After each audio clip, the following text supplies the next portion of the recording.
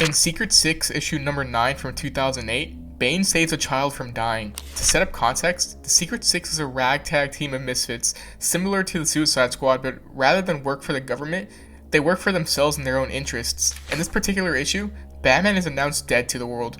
Criminals all over Gotham take advantage of this. A group of mercenaries specifically plan to attack the most influential families in Gotham. They plan to attack 3 different families.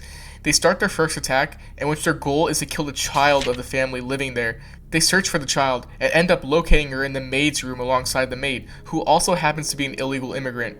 They were getting ready to kill both of them, however, they turn around and see Bane right behind them. Bane tells them to shoot the immigrant, however, he's referring to himself. He then breaks one of the mercenaries' spine in the classic Bane fashion and breaks the neck of another. The rest of the mercenaries lock themselves in the maid's room, in which Catman enters through the window, taking nearly all of them out. Bane then enters the room, with him and Catman seeing that there's only one mercenary left, who threatens to kill the child if Bane and Catman do not back off. He refers to them as heroes, which surprises Bane and Catman, wondering why he would call them heroes when they are typically villains. Bane then proceeds to charge at the mercenary, who shoots Bane in the shoulder. Doesn't stop Bane though, and he grabs the soldier and tears his arm before grabbing him. He begs Bane to not break his spine, in which Bane respects his wishes, and throws him out of the building instead.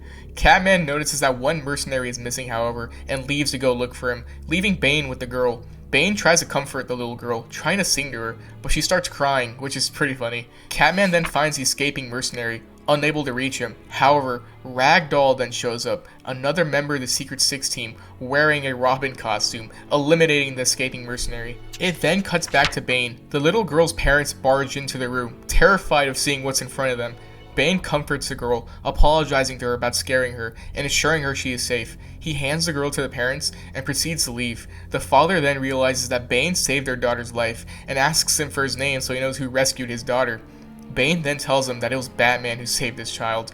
Bane then leaves with Catman and Ragdoll, who, if you didn't realize at this point, are trying to imitate Batman and Robin, but they know they can't emulate those heroes despite their best efforts.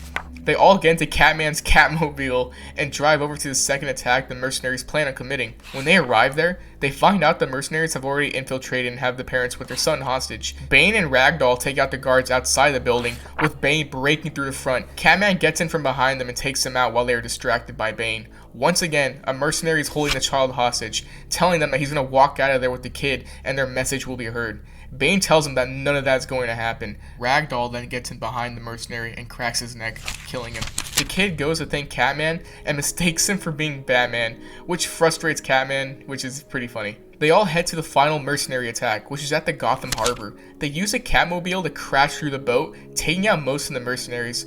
Right before they proceed to kill them, however, Nightwing appears, stopping them from murdering the criminals and demands for them to leave Gotham. Nightwing takes the baby from Ragdoll and gives it to the mother. Nightwing tells him that he has a wound to tend to and there's a lot more crime going on in Gotham. So he tells them that he'll imagine he didn't see them tonight and expects them to hit the road before he turns around. Catman tells Nightwing that he doesn't think he can take the 3 of them on, with Nightwing telling him that they'll find out if they aren't gone by the time he turns around. Catman was ready to fight. However, Bane tells him that they are leaving. Catman is frustrated because Nightwing has no right to command them. He thinks Nightwing can't be the next Batman in Gotham, but Bane tells him that if it's not him, then who will be? Bane tells God to help Nightwing before they all leave. Catman talks about how he's frustrated that they were only trying to rescue kids, and the heroes look at them as if they aren't fit to live in the world and there isn't enough room for them. He talks about how nobody gave heroes the power, they just take it. They always take it.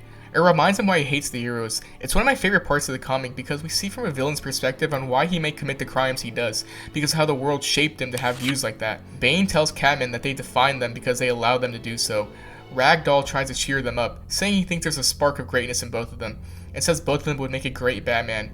Catman and Bane then tell him the idea is insulting, with Ragdoll agreeing with them just to be nice. They steal a random car in the street and drive off into the Gotham night, ready for their next adventure.